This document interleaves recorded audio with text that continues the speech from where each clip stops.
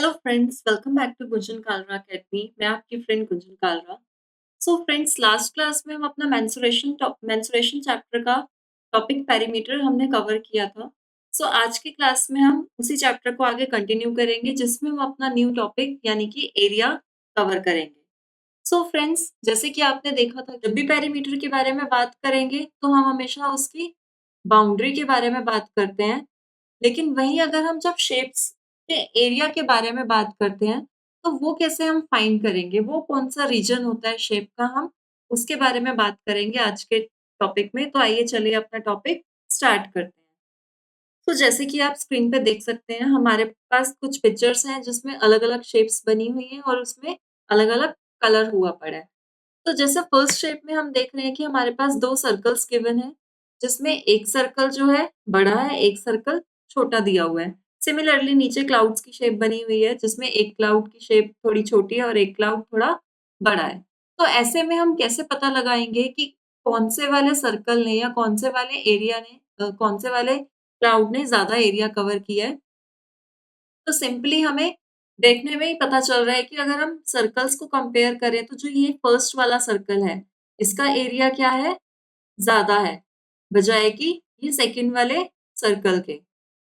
तो फर्स्ट वाला का एरिया सेकंड वाले के एरिया से ज़्यादा है, क्योंकि उसने ज़्यादा जगह, ज़्यादा स्पेस कवर किया हुआ है। व्हेयरएज़ सेकंड वाले सर्कल ने कम स्पेस कवर किया हुआ है।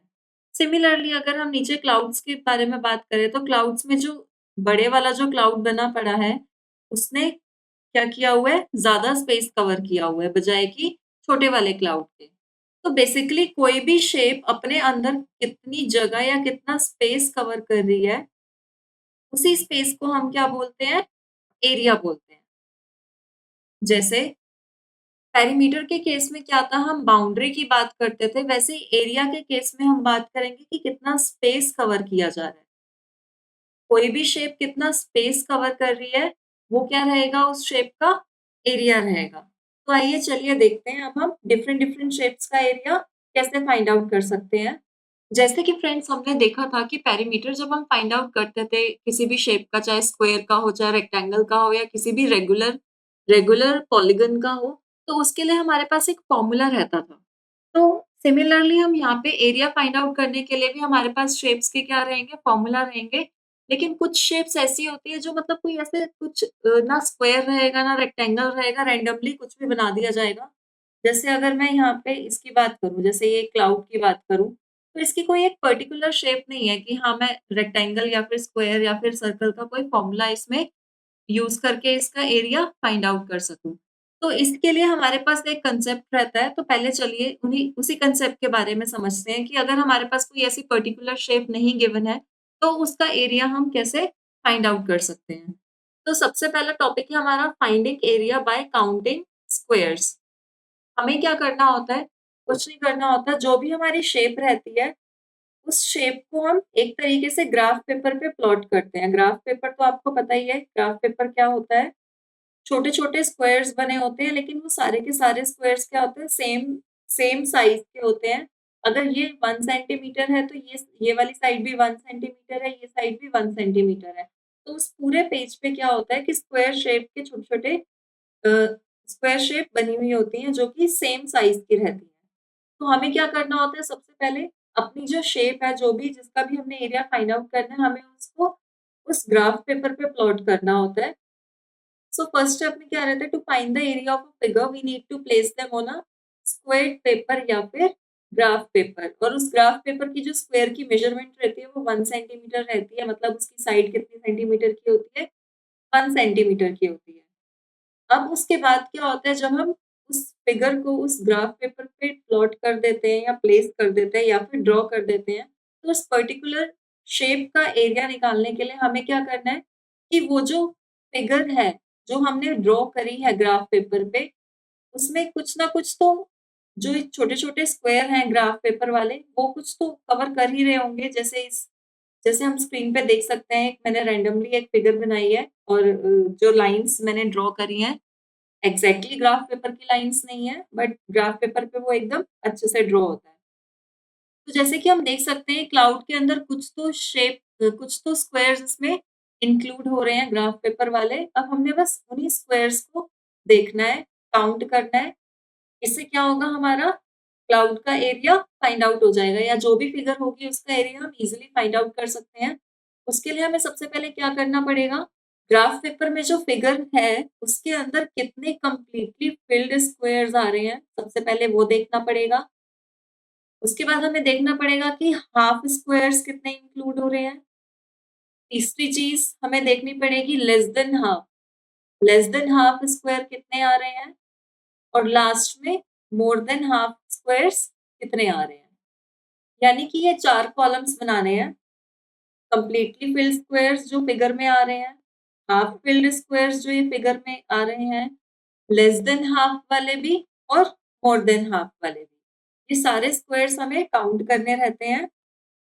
तो जो एरिया हम लेके चलते हैं एक स्क्वायर का, जो ये छोटा सा एक स्क्वायर मान लीजिए, ये फुल स्क्वायर इसमें आ रहा है, तो इस फुल स्क्वायर का एरिया हम कितना लेके चलते हैं, 1 स्क्वायर यूनिट। और जो पोर्शन हमारा होता है लेस देन हाफ वाला, जैसे जैसे ये वाला हम काउंट कर सकते हैं, ये लेस देन हाफ एक तरीके से है, तो लेस देन हाफ वाले को हम क्या करते हैं, इग्नोर करते हैं। लेस देन हाफ जितने भी स्क्वायर रहेंगे हम उनको काउंट नहीं करेंगे। अगर हमारे पास मोर देन हाफ होता है स्क्वायर का, तो उसको हम 1 स्क्वायर काउंट करते हैं। जैसे इस वाले शेप में हम देख सकते हैं मोर देन हाफ एरिया कवर हो रहा है, तो मोर देन हाफ को हम क्या कंसिडर करते हैं, 1 स्क्वायर, 1 फुल स्क्वायर ही कंसिडर करते हैं। और अगर हमारे पास एग्जैक्टली हाफ स्क्वायर रहता है तो उसका एरिया भी हम क्या कर देते हैं, हाफ लेके चलते हैं। फुल स्क्वायर का जो एरिया रहता है वो 1 रहता है। हाफ स्क्वायर का जो एरिया रहता है वो 1/2 रहता है, यानी कि हाफ रहता है। मोर देन हाफ वाले जो स्क्वायर्स होते हैं उनको हम 1 कंसिडर करके चलते हैं, और जो लेस देन हाफ होते हैं उनको हम कंसिडर नहीं करते हैं, उनको हम 0 ही लेके चलते हैं। तो इस वाले मेथड से भी हम बहुत सारी शेप्स का एरिया फाइंड आउट कर सकते हैं, बट कंडीशन ये है कि हमारे पास एक स्क्वायर पेपर होना चाहिए या फिर ग्राफ पेपर प्रोवाइडेड होना चाहिए। तो इससे रिलेटेड एक आधा क्वेश्चन एग्जाम में पूछा जा सकता है, इवन आपके टेस्ट में पूछा जा सकता है। तो एक क्वेश्चन प्रैक्टिस के लिए कर लेते हैं। जैसे कि आप स्क्रीन पे देख सकते हैं, हमारे पास एक फिगर गिवन है, एक रैंडम फिगर है, लेकिन उसको ग्राफ पेपर पे या फिर स्क्वेयर शीट पे क्या किया गया है, प्लॉट किया गया है। तो हमने इस फिगर का क्या फाइंड आउट करना है, एरिया फाइंड आउट करना है। तो इस फिगर में जैसे हम देख सकते हैं कि स्क्वायर्स इंक्लूड हो रहे हैं, तो उसके लिए हमें क्या करना पड़ेगा, एक हम कॉलम बना लेंगे। सो जैसे कि आप देख सकते हैं स्क्रीन पे, मैंने यहाँ पे एक टेबल बना ली है जिसमें मैंने 3 कॉलम्स बनाए हैं। तो फर्स्ट कॉलम में मैंने लिखा है कि ये हम कौन से वाले स्क्वायर्स के बारे में बात करेंगे, मोर than half, less than half या फुल फुल स्क्वायर, वो मेंशन किया है। सेकंड कॉलम में हम देख रहे हैं कि हम कितने फुल स्क्वायर्स हैं उनके नंबर वहाँ पे हम लिखेंगे, और देन थर्ड कॉलम में हम क्या करेंगे, उसका एरिया फाइंड आउट करेंगे। तो सबसे पहले देखते हैं कि इस फिगर में हमारे फुल स्क्वायर्स कितने हैं। तो फुल स्क्वायर जो हमें दिख रहा है, 1 1 2 3 4 5 6 7 एंड 8। तो जो फुल स्क्वायर्स हैं हमारे वो कितने हैं, 8 हैं। अब दूसरे कलर से इसको देख लेते हैं, मोर देन हाफ स्क्वायर्स कितने आ रहे हैं। मोर देन हाफ में हमारा ये आ रहा है 1 2 3 4 5 6 7 8। मोर देन हाफ भी हमारा 8 आ रहा है। लेस देन हाफ देखते हैं, लेस देन हाफ स्क्वायर्स कितने हैं। लेस देन हाफ में ये हो जाएगा 1 2 3 4 5 6। तो लेस देन हाफ हमारे हो गए 6। अब एग्जैक्टली हाफ जो है, हाफ फिल्ड स्क्वायर्स कितने हैं, 1 2। यहाँ पे ये जो मोर देन हाफ फिल्ड स्क्वायर है, ये वाला 7th नंबर वाला भी एक्चुअली में फुल फिल्ड है, वो पूरा कंप्लीटली फिल्ड है, तो उसको फुल स्क्वायर में काउंट करेंगे। तो मोर देन हाफ वाले सिर्फ 7 हो जाएंगे, और कंप्लीटली फिल्ड स्क्वायर्स जो हो जाएंगे वो हमारे कितने हो जाएंगे, 9 हो जाएंगे। इसको थोड़ा सा ठीक से लिख देते हैं। तो फुल स्क्वायर्स हो गए हमारे 9। अब जैसा कि हमने देखा था फुल स्क्वायर रहेगा तो जितने स्क्वायर रहेंगे एरिया भी उतना ही रहेगा उसका। स्क्वायर यूनिट में हम एरिया लेके चलेंगे तो 9 स्क्वायर्स हैं, तो एरिया भी उनका कितना रहेगा? 9 रहेगा। मोर देन हाफ में भी हमने देखा था, मोर देन हाफ भी अगर रहेगा तो मोर देन हाफ को भी हम फुल 1 कंसिडर करेंगे, तो इन 7 more than half fill squares का एरिया भी कितना आ जाएगा? 7 आ जाएगा। लेस देन हाफ में हमने क्या करना है? उस पोर्शन को इग्नोर करना है, तो इसका एरिया क्या रहेगा? 0 रहेगा। वेयर इज एग्जैक्टली जो हाफ रहेगा उसका एरिया 1 स्क्वायर का हाफ रहेगा, तो हमें क्या करना पड़ेगा? हमारे पास 2 स्क्वायर्स हैं तो उसको हाफ से मल्टीप्लाई करेंगे तो उसका एरिया कितना आ गया? 1 आ गया। तो अब जो टोटल एरिया निकल कर आया हमारे पास फिगर का, उसमें हमें क्या करना है? बस ये एरिया को सबको ऐड कर देना है। 9 प्लस 7 प्लस लास्ट में ये 1 और साथ में ये 0, तो टोटल एरिया हमारा कितना आ गया? 17 square unit. So I hope आपको ये वाला कॉन्सेप्ट क्लियर हुआ होगा, कैसे हम स्क्वायर्स काउंट करके हम किसी भी शेप का एरिया फाइंड आउट कर सकते हैं। सो फ्रेंड्स, जैसे हमने पेरीमीटर के केस में देखा था कि रेक्टेंगल और स्क्वायर का अपना एक फॉर्मूला था पेरीमीटर फाइंड आउट करने के लिए, ऐसे ही रेक्टेंगल और स्क्वायर का एरिया फाइंड आउट करने के लिए भी हमारे पास फॉर्मूला गिवन है। तो अगर हमें रेक्टेंगल का एरिया फाइंड करना है तो हमें कुछ नहीं करना, बस उसकी लेंथ और ब्रेथ को क्या करना है? आपस में मल्टीप्लाई करना है। ये लेंथ हो गई, ये ब्रेथ हो गई, उन दोनों को आपस में क्या करेंगे? हम मल्टीप्लाई करेंगे तो हमारा रेक्टेंगल का एरिया आ जाएगा। सिमिलरली अगर हमें स्क्वायर का एरिया फाइंड आउट करना है तो स्क्वायर के एरिया को फाइंड करने के लिए हमें कुछ नहीं करना, बस स्क्वायर की साइड को मल्टीप्लाई कराना है, मतलब साइड को आपस में मल्टीप्लाई कराना है, साइड का स्क्वायर कराना है। इस पावर 2 का मतलब है कि साइड को ही हमने दूसरी साइड से क्या किया है? मल्टीप्लाई किया है। दोनों सिंपल से फॉर्मूले हैं। आइए चलिए अब इनसे रिलेटेड कुछ क्वेश्चंस करते हैं हमारे। So first question है, find the area of a rectangle whose length and breadth are 12 meter and 40 centimeter respectively। क्योंकि रेक्टेंगल की बात हो रही है तो रेक्टेंगल में हमें लेंथ भी गिवन रहेगी और ब्रेथ भी गिवन रहेगी। लेंथ हमें गिवन है 12 मीटर, वेयरस ब्रेथ हमें गिवन है 40 सेंटीमीटर।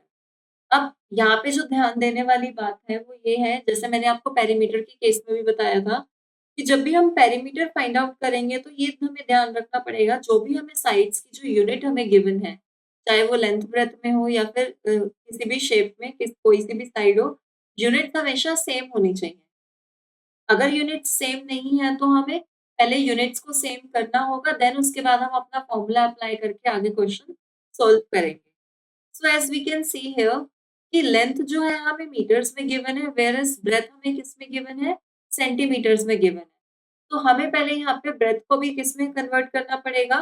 मीटर्स में कन्वर्ट करना पड़ेगा, क्योंकि स्टैंडर्ड यूनिट जो है हमें उसी में ही चेंज करना होता है। तो स्टैंडर्ड यूनिट क्या है? मीटर है। तो जैसे हमने सीखा था कि अगर हमें 40 सेंटीमीटर को मीटर में कन्वर्ट करना है तो हमें क्या करना पड़ेगा? उसको 100 से डिवाइड करना पड़ेगा, और जब हम उसको 100 से डिवाइड करेंगे तो हमारा आंसर क्या आ जाएगा? 0.4 मीटर। जो हमारी न्यू ब्रेथ आई है वो क्या आई है? 0.4 मीटर, वो भी मीटर्स में है, लेंथ भी हमारे पास मीटर्स में है। तो अब हमें कुछ नहीं करना, बस फॉर्मूले में डायरेक्ट वैल्यूज रखनी है। एरिया ऑफ रेक्टेंगल क्या हो जाएगा? लेंथ इनटू में ब्रेथ। लेंथ हमें गिवन है 12, वेयरएज ब्रेथ हमें गिवन है 0.4 स्क्वायर मीटर। एरिया जब भी हम फाइंड आउट करेंगे तो उसके पीछे यूनिट हम स्क्वायर मीटर लगाएंगे, या फिर क्योंकि हम मीटर को मीटर से मल्टीप्लाई करेंगे तो मीटर कितना टाइम्स आ जाएगा? 2 टाइम्स आ जाएगा, 2 टाइम्स आ जाएगा। तो उसको इस तरीके से नहीं लिखेंगे, मीटर की पावर m की पावर 2 यूज करेंगे। ये हम कंसेप्ट एक्सपोनेंशियल पावर्स में सीखेंगे अपनी नेक्स्ट क्लास में। तो फिलहाल अगर जब भी हम एरिया फाइंड आउट करते हैं तो चाहे यूनिट सेंटीमीटर हो चाहे मीटर हो तो वो स्क्वायर्स में आती है। तो 12 और 0.4 जब हम मल्टीप्लाई करेंगे तो हमारा आंसर आएगा 4.8 मीटर स्क्वायर। मल्टीप्लाई करना डेसिमल के साथ बहुत इजी है, कुछ ऐसी दिक्कत वाली बात नहीं है। हम क्या करेंगे? बस डायरेक्टली नंबर्स को मल्टीप्लाई करेंगे। 12 इंटू 0.4 किया, उसके लिए हम क्या करेंगे? 12 को 4 से मल्टीप्लाई कर देंगे, जो आंसर आएगा उसमें, क्योंकि डेसिमल के बाद एक डिजिट थी तो पीछे से एक डिजिट छोड़ के क्या कर देंगे हम? डेसिमल लगा देंगे। सो फर्स्ट क्वेश्चन का आंसर हो गया 4.8 मीटर स्क्वायर। यहाँ पे बस नोट करने वाली बात ये है, units should be same. Length breadth अगर आपको गिवन है तो वो क्या होनी चाहिए, उन दोनों की यूनिट्स क्या रहनी चाहिए, सेम रहनी चाहिए। डिफरेंट होंगी तो यूनिट्स को कन्वर्ट करना पड़ेगा, किसी एक यूनिट को कन्वर्ट करके हम अपना क्वेश्चन आगे सॉल्व करेंगे। चलिए अब नेक्स्ट क्वेश्चन की तरफ चलते हैं। So next question is the area of a rectangular garden 50 metre long is 300 square metre, find the width of the garden. अब क्या कहा जा रहा है क्वेश्चन में कि एरिया, एक रेक्टेंगुलर गार्डन है उसका एरिया हमें 300 स्क्वायर मीटर गिवन है। ये जो 300 स्क्वायर मीटर है वो क्या है, हमारा एरिया गिवन है, और उस रेक्टेंगुलर गार्डन का जो लेंथ गिवन है वो क्या गिवन है, 50 मीटर। यहाँ पे लॉन्ग वर्ड मेंशन किया हुआ है, लॉन्ग वर्ड जो है वो लेंथ के लिए रिप्रेजेंट करता है, लेंथ रिप्रेजेंट करता है। तो लॉन्ग लिखा हो तो इसका मतलब है कि वो लेंथ के बारे में ही बात हो रही है। Now we need to find the width of the garden. Width मतलब ब्रेथ। लॉन्ग रिप्रेजेंट करता है लेंथ को, विड्थ रिप्रेजेंट करता है ब्रेथ को। अब क्वेश्चन में हमें एरिया ऑलरेडी गिवन है, लेंथ गिवन है, लेकिन हमें उस रेक्टेंगुलर गार्डन की ब्रेथ फाइंड आउट करनी है। सो पहले लिख लेते हैं यहाँ पे क्या क्या चीजें हमें गिवन है। लेंथ हमें गिवन है 50 मीटर, एरिया जो है हमें कितना गिवन है, 300 स्क्वायर मीटर। इसको ऐसे लिख सकते हैं या फिर मीटर स्क्वायर्स ऐसे भी लिख सकते हैं। इस पर्टिकुलर यूनिट को rather than writing this manner हम उसको मीटर स्क्वायर्स में लिख लेंगे। तो एरिया हमें क्या गिवन है, 300 मीटर स्क्वायर। अब हमें यहाँ पे उसकी ब्रेथ फाइंड आउट करनी है। सो ब्रेथ फाइंड आउट करने के लिए हमें क्या करना पड़ेगा, एरिया को लेंथ से डिवाइड कराना पड़ेगा। एरिया को लेंथ से हम क्या करेंगे, डिवाइड कराएंगे। यही सेम चीज अगर हमें ब्रेथ गिवन रहती और लेंथ हमें फाइंड आउट करना होता, अगर लेंथ हमें फाइंड आउट करनी होती तो हम लेंथ कैसे फाइंड आउट करते, एरिया को ब्रेथ के साथ डिवाइड करा देते। चाहे लेंथ फाइंड आउट करनी हो चाहे ब्रेथ फाइंड आउट करनी हो, हमें क्या करना पड़ेगा, एरिया को उसके साथ जो भी गिवन रहेगा, चाहे लेंथ गिवन है चाहे ब्रेथ गिवन है, हमें उसके साथ क्या करना पड़ेगा, डिवाइड करना पड़ेगा। सो यहाँ पे ब्रेथ फाइंड आउट करने के लिए एरिया हमें गिवन है 300 मीटर स्क्वायर्स और हमें लेंथ हमें गिवन है 50 मीटर, डिवाइड कराएंगे। अब ये जो मीटर स्क्वायर मैंने m की पावर 2 लिखा है उसको मैं ओपन करके लिखूंगी तो m इंटू एम हो जाएगा वो, और नीचे हमें किससे डिवाइड कराना है, 50 मीटर से। तो एक m से एक m कैंसिल हो जाएगा, यहाँ पे एक जीरो से एक जीरो कैंसिल हो जाएगी, 5 1 जा 5 और यहाँ पे 30 रहेगा तो 6। तो अब ऊपर हमारे पास न्यूमरेटर में क्या बचा, 6 बचा और साथ में एक m बचा यानी कि मीटर बचा। सो ब्रेथ कितनी आ गई हमारे पास उस रेक्टेंगुलर गार्डन की, 6 मीटर। और ऑब्वियसली यहाँ पे m स्क्वायर अगर हम लिखते हैं तो m स्क्वायर जो होता है हमेशा एरिया रिप्रेजेंट करता है, लेकिन यहाँ पे तो हम ब्रेथ की बात कर रहे हैं यानी कि साइड की बात कर रहे हैं। तो साइड की जो यूनिट रहती है वो स्क्वायर यूनिट नहीं रहती, सिंगल यूनिट ही रहती है। तभी यहाँ पे हमने एक m से m यहाँ पे हमने कैंसिल किया और ब्रेथ के साथ क्या रही हमारी एक सिंगल यूनिट रही, दैट इज सिंगल m रहा। सो आई होप आपको ये वाला क्वेश्चन समझ में आया होगा कि जब हमें एरिया गिवन रहता है और लेंथ और ब्रेथ दोनों में से कोई एक चीज गिवन रहती है तो दूसरी चीज या दूसरी डायमेंशन हम फाइंड आउट करने के लिए कैसे क्वेश्चन प्रोसीड करते हैं। सिंपली हमें बस एरिया के साथ जो हमें गिवन रहता है उससे हमें डिवाइड करना होता है। चलिए अपना नेक्स्ट क्वेश्चन देखते हैं। नेक्स्ट क्वेश्चन क्या कह रहा है, Anuj wants to cover the floor of a room 3 metre wide and 4 metre long by square tiles. If each square tile is 0.5 meter, then find the number of tiles required to cover the floor of the room. So यहाँ पे एक person है अनुज, उसको अपने room के floor पे tiles लगवानी है। अब वो टाइल्स कैसी होनी चाहिए, स्क्वायर टाइल्स वो लगवाना चाह रहा है, लेकिन उसने अपने रूम की डायमेंशन जो दी है वो दी है 3 metre wide and 4 metre long. It means कि जो उसका रूम है वो रेक्टेंगल शेप का है, क्योंकि वाइड यानी कि विड्थ की बात हो रही है और लॉन्ग यानी कि लेंथ की बात हो रही है। तो जब भी लेंथ और ब्रेथ की बात होएगी तो हमें पता है वो शेप कौन सी रहेगी, रेक्टेंगल शेप रहेगी। तो उस रेक्टेंगुलर रूम में जो रेक्टेंगुलर फ्लोर है उसके ऊपर वो स्क्वायर टाइल्स लगवाना चाहता है। अब स्क्वायर टाइल की जो साइड हमें गिवन है, वो हमें गिवन है 0.5 मीटर। स्क्वायर टाइल की साइड भी हमें गिवन है 0.5 मीटर। जो रेक्टेंगुलर रूम का जो फ्लोर है, उसकी भी लेंथ ब्रेथ हमें गिवन है। तो हमें क्या फाइंड करना है कि जो फ्लोर पे जो नंबर ऑफ टाइल्स लग रही हैं, भाई कुछ तो नंबर लगेंगी ना टाइल्स की, कि 10 टाइल्स लगी, 20 टाइल्स लगी, 30 टाइल्स लगी, तो वो हमने नंबर फाइंड आउट करना है। जैसे ये एक रेक्टेंगुलर फ्लोर है, इस फ्लोर पे स्क्वायर टाइल लग रही है, तो ऐसे करते करते कितनी स्क्वायर टाइल्स लगी हैं वो हमने बताना है। लेंथ ऑफ फ्लोर हमें गिवन है, कितनी है वो 4 metre, whereas breadth of floor हमें गिवन है 3 मीटर। तो हमें क्या करना है, फ्लोर का एरिया फाइंड आउट करना है। एरिया ऑफ फ्लोर कितना रहेगा, क्योंकि लेंथ और ब्रेथ है तो दोनों को क्या कर देंगे, मल्टीप्लाई कर देंगे। रेक्टेंगुलर शेप है तो एरिया आ जाएगा यहाँ पे 12 मीटर स्क्वायर। अब यहाँ पे स्क्वायर टाइल की बात हो रही है, तो जो साइड जो गिवन है हमें स्क्वायर टाइल की, वो कितनी गिवन है 0.5 मीटर। तो यहाँ पे हम क्या कर लेंगे, 1 स्क्वायर टाइल का एरिया फाइंड आउट कर लेंगे। क्योंकि स्क्वायर शेप है तो स्क्वायर का जो एरिया का फॉर्मूला रहता है वो साइड इंटू साइड रहता है, तो 0.5 इंटू 0.5 करेंगे तो आंसर हमारा आएगा 0.25 मीटर स्क्वायर। तो जितना पोर्शन फ्लोर का रहेगा उतना ही पोर्शन क्या रहेगा, उन टाइल्स का भी रहेगा। तो यहाँ पे हम कह सकते हैं कि जितनी भी टाइल्स रहेंगी उसका एरिया और फ्लोर का एरिया क्या रहेगा, इक्वल रहेगा। तो number of tiles find out करने के लिए हमें क्या करना पड़ेगा, दोनों एरियाज को हम डिवाइड करेंगे। एरिया ऑफ फ्लोर को एरिया ऑफ 1 टाइल से क्या कर देंगे, डिवाइड कर देंगे, तो हमारे पास नंबर ऑफ टाइल्स आ जाएंगी।